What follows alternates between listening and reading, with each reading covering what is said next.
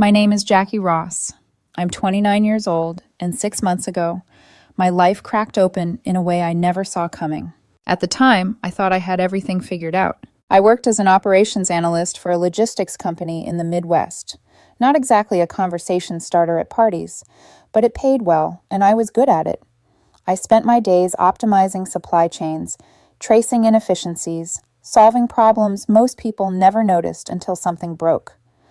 There was something deeply satisfying about turning chaos into order, about knowing that if I did my job right, everything ran smoother behind the scenes. 3 years earlier, when the housing market dipped, I bought my own townhouse. 2 bedrooms, 1.5 baths, a decent-sized garage I slowly turned into a project space. I replaced the floors myself, painted every room, upgraded appliances one by one, paycheck by paycheck. No debt except the mortgage. Good credit. A retirement account I contributed to every pay period. A paid-off 2016 Honda Accord that I maintained myself because that's how I was raised. I wasn't flashy, I was stable. And I liked my life that way. I met Ethan almost 2 years earlier at a mutual friend's monthly game night. One of those casual, low-pressure things where people drank cheap beer, argued over trivia answers, and pretended not to care who won. We got paired together for a team-based trivia round and spent more time talking between questions than actually playing. He had this easy ways of talking, curious without being invasive, funny without trying too hard. He worked in software support, solving other people's problems all day, just in a different language than mine. We found out we both loved hiking, had similar taste in music, and, somehow, both believed pineapple on pizza was acceptable. That should have been my first sign this might actually work. We didn't rush anything. We texted for a week, went on a few low-key dates, official after about a month, comfortable after 3. By 6 months, half my closet was his. He stayed over most nights because my place had more space, better parking, and didn't sound like the walls were made of cardboard. The relationship wasn't performative. We weren't posting each other every 5 minutes. We cooked dinner together, argued over whose turn it was to do the dishes, fell asleep on the couch, watching shows neither of us fully paid attention to. He kept a toothbrush at my place by month 2, a drawer by month 4. It felt real. We met each other's families early. His parents liked me immediately. My mom adored him. My younger sister grilled him with protective sibling questions, but he handled it like a pro. We talked about the future, not in some dramatic, rushed way, but realistically. Kids someday, a house with a yard, a garage big enough for projects, trips we'd take eventually. For a long time, everything pointed forward. That's when Lena started showing up differently. Lena was Ethan's best friend from high school. They'd been inseparable for years, long before I came into the picture. She was always around. Group hangouts, birthdays, casual dinners. At first, I appreciated her. She seemed supportive, friendly, a little loud, a little dramatic, but nothing that set off alarms. For the first 6 months of my relationship with Ethan, she was fine. Then something shifted. It was subtle at first. More texts, longer calls, her name lighting up Ethan's phone during dinner, during movies, in the middle of conversations. I wasn't the jealous type. I never checked his phone, never demanded explanations. But when someone interrupts your shared moments often enough, you start to feel it. Lena started making comments, never outright insults, just carefully phrased suggestions. "Wow, you've really settled into adulthood fast," she'd say, laughing. "Don't you ever miss being spontaneous?" Not everyone wants to lock things down before they've really lived. She always laughed afterward, like it was a joke, like she was just being honest, like she was doing us a favor by saying something no one else would. Ethan brushed it off, said she was just being Lena, said she meant well, said she'd been having a rough time lately and needed support. And I believed him, because at the time I believed in us.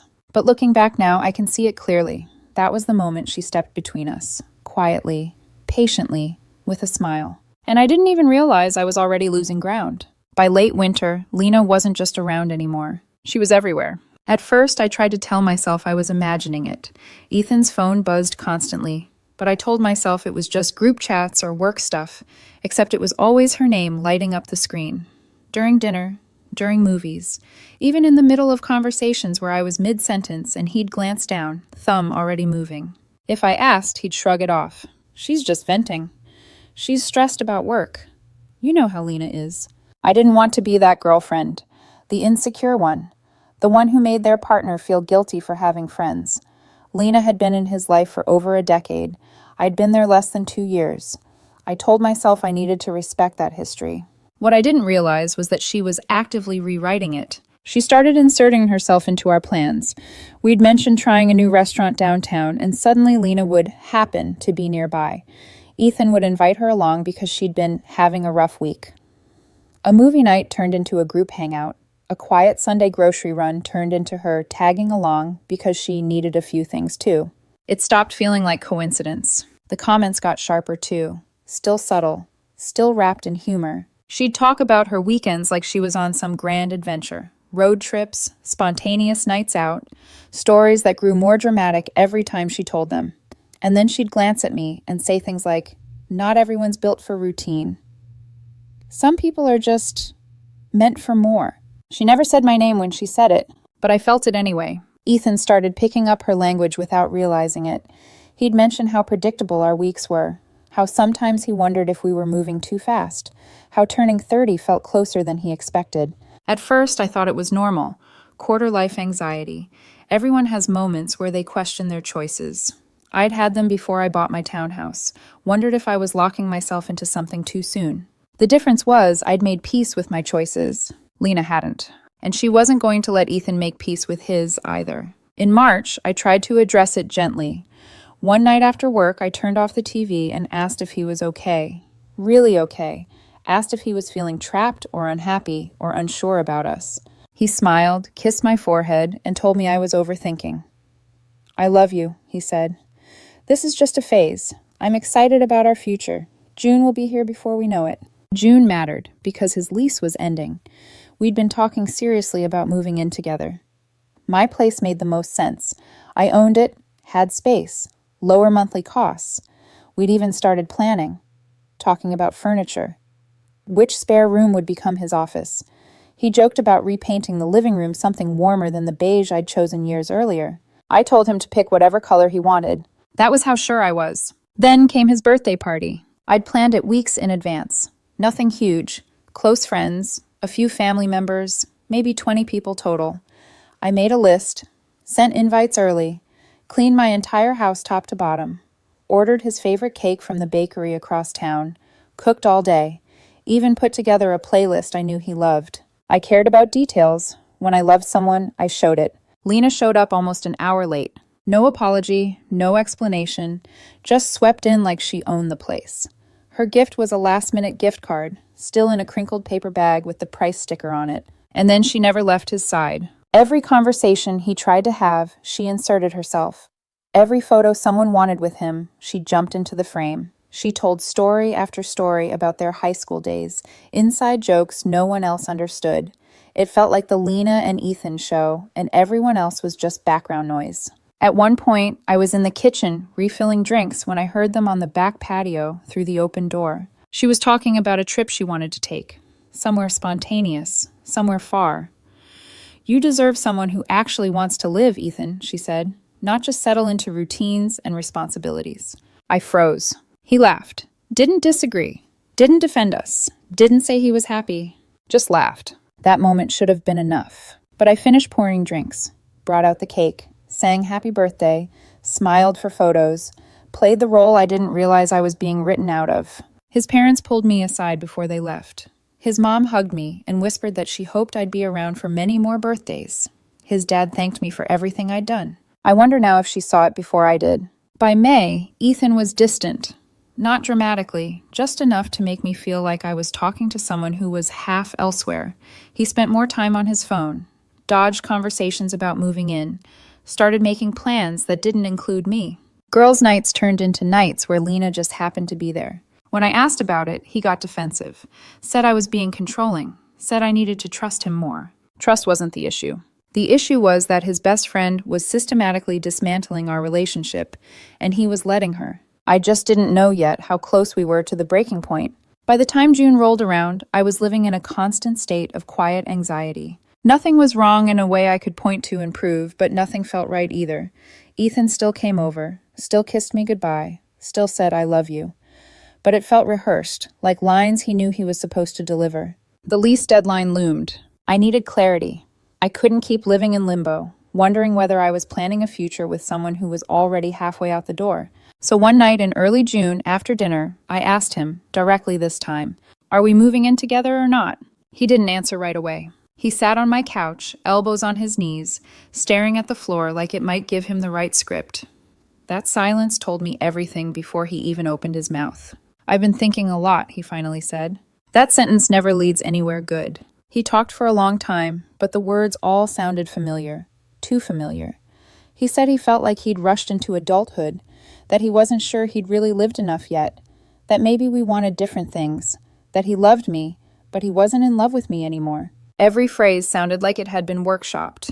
I asked him if this had anything to do with Lena. He said no, but his voice cracked when he said it. That was confirmation enough. I didn't beg, I didn't cry, I didn't try to convince him we were worth saving. I just asked one question. "Are you sure this is what you want?" He nodded. So I stood up, walked to the hallway closet, and pulled out a box. I'd packed his things earlier that week. Not because I wanted to break up, but because I'd seen this coming and refused to be blindsided. He looked stunned. I handed him the box and walked him to the door. He started crying then, said he hoped we could still be friends someday. "I don't do friends with exes," I said calmly. "You made your choice." I closed the door behind him, leaned against it, and took a breath. I wasn't devastated. I was relieved. The uncertainty was finally over. 2 hours later, my phone buzzed. It was a message from Lena. She didn't waste time pretending to be kind. "Hope there are no hard feelings," she wrote. "Ethan deserves someone who matches his energy. I'll take good care of him." Like he was a prize she'd won. I blocked her immediately. Blocked her on everything. Then I blocked Ethan too, not out of anger, but because I needed silence more than closure. The next few weeks were strange. I threw myself into routine, went to the gym more, took on extra projects at work, planned a solo camping trip I'd been putting off for years, reconnected with friends I hadn't seen as much while I was in a relationship. My friend Dave took me out to lunch once a week. He'd been warning me about Lena for months, said she gave off snake vibes. Hearing someone else say it out loud helped more than I expected. Then the social media posts started. Ethan and Lena everywhere. Hiking trips, brewery tours, concerts, coffee shops, all the things he'd suddenly decided he'd been missing out on. The comments were full of heart emojis and people saying they'd always suspected something. I didn't comment, didn't react, didn't engage. Then Lena posted that story. A photo of them in a park, golden hour lighting, arm around his shoulders. The caption read, "Sometimes the best things in life are worth waiting for. Patience pays off." Patience. As if she hadn't spent months dismantling my relationship piece by piece. Dave called me after seeing it, told me he'd run into Lena at a gas station and she'd been bragging, openly, about how she'd won. How she'd played the long game, how I was too boring anyway. I laughed when he told me. Not because it was funny, but because it didn't hurt the way she probably hoped it would. What I didn't know yet was that patience wasn't about to pay off for her the way she thought. Because exactly 3 weeks after Ethan walked out of my life, my phone lit up with his name. It was a Tuesday night when Ethan's name appeared on my phone, 11:07 p.m. I stared at the screen longer than I'd like to admit. I hadn't blocked his number, not because I was holding on to hope, but because blocking him felt like giving him more emotional weight than he deserved. The text was short. "Hey, can we talk?" I didn't respond. I set my phone face down on the nightstand and went to sleep. By morning, there were 4 more messages. The tone shifted with each one, hesitant, apologetic, unraveling. "I think I made a mistake. I've been doing a lot of thinking. She's not who I thought she was. I miss you. I miss us." I read them over coffee, calm in a way that surprised me. According to Ethan, the relationship with Lena imploded almost immediately after it became official. The exciting, carefree version of her disappeared within days. She was jealous, controlling, constantly checking his phone, questioning who he talked to, getting angry if he didn't respond fast enough. The spontaneous adventures, mostly credit card funded. The impressive career stories, exaggerated at best.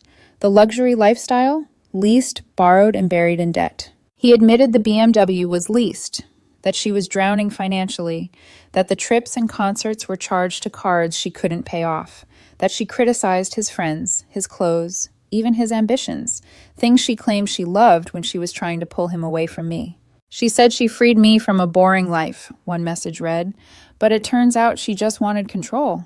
I didn't reply. I went to work, sat through meetings, grabbed lunch with Dave, hit the gym, lived my life. That evening, Ethan called. I let it go to voicemail. He left a 5-minute message, crying, apologizing, saying he'd been manipulated, saying he saw everything clearly now, saying he'd broken things off with Lena 2 days earlier and she'd lost it. She said no one else would put up with me, he said through tears, that I'd regret choosing you over her. Choosing me, like I was an option on a menu. The next morning, more texts. He wanted to meet in person, said he owed me a real apology, said texting wasn't enough. I finally responded, I appreciate you reaching out, but I've moved on. I hope you figure out what you're looking for. Take care. That should have been the end. It wasn't. Friday evening, I heard a knock at my door. I knew it was him before I opened it. Ethan stood there looking smaller somehow. Tired, unshaven, eyes red. He was wearing sweatpants and one of my old hoodies I hadn't even realized he still had. We need to talk, he said. I don't think we do. Please, just 5 minutes. I didn't invite him in. I stayed in the doorway. You have 5. He talked fast, like he was afraid I'd shut the door if he slowed down. Told me how confused he'd been, how turning 29 made him panic, how Lena got in his head and reframed everything good in his life as settling, how he realized within days that leaving me was the biggest mistake he'd ever made. I never stopped loving you, he said. Every moment with her, I compared her to you. She lost every time. I let him finish. Then I said calmly, you didn't just make a mistake. His face fell. You made a choice. You listened to someone who spent months tearing down our relationship and decided her version of life was better. You didn't hesitate. I was wrong, he whispered. Let me finish, I said. You didn't just break up with me. You broke up with me for her. And now that it didn't work out, now that the grass turned out to be mud, you want to come back. That's not fair. What's not fair, I replied, is expecting me to be your backup plan. He started crying harder. You wanted to explore. You wanted to see what else was out there. You did that. How did it work out? He didn't answer. I'm not interested in being someone's second choice, I continued. That lesson only gets taught once. He stood there for a moment like he was waiting for me to change my mind. I didn't. Eventually, he turned around and walked away. I closed the door, and for the first time in weeks, I felt completely at peace. The fallout didn't end when Ethan walked away from my door. It rarely does. By the next morning, the story had already started circulating. Mutual friends reached out, some cautiously, some boldly. Apparently, Ethan had been telling people he'd made a huge mistake and was trying to fix things. Lena, meanwhile, had gone quiet online for exactly 48 hours before resurfacing with vague posts about betrayal, loyalty, and how some people don't appreciate what they fight for. I blocked both of them everywhere. I wasn't interested in being a character in someone else's redemption arc. People took sides, of course, they always do. A few said everyone deserves a second chance, that relationships are complicated, that fear makes people do stupid things. Others were firmly on my side. They said I handled it with grace, that Ethan showed me exactly who he was when someone else dangled something shiny in front of him, that if it had happened now, it would have happened later, after a lease, after an engagement, after kids. I listened politely and said the same thing every time. I'm okay. And for once, it wasn't a lie. That weekend, Dave dragged me out to dinner. A steakhouse downtown I'd always said was too expensive for a random Saturday, which he promptly ignored. We talked about everything except Ethan. Work, travel, his marriage issues, summer plans, real conversations, the kind that remind you the world is bigger than one relationship that didn't work out. Near the end of the night, he finally asked, "You regret not taking him back?" I didn't even have to think. No. Not because I didn't care, but because I cared enough about myself not to go backward. He showed me who he was when things got uncomfortable, I said. When someone else offered him an easier story to believe. I don't want to build a life with someone who needs to lose me to realize my value. Dave nodded. Fair. He paused, then added, for what it's worth, Lena's been telling people you stole him emotionally, which is delusional. I laughed. Let her. Reality doesn't need defending. Over the next few weeks, I heard through the grapevine that neither of them was handling things well. Ethan had expected forgiveness. Lena had expected victory. Neither got what they wanted. I renewed my routines, took that solo camping trip, sat by a fire with no one else's expectations humming in the background. I slept better, thought clearer, laughed easier. And one night, sitting alone on my couch, the same couch where Ethan once told me he didn't know what he wanted, I realized something. I didn't lose anything. I lost someone who couldn't see my worth until someone else showed him what losing me felt like. And that's not a loss. That's a filter. I'm Jackie Ross. I build stable things.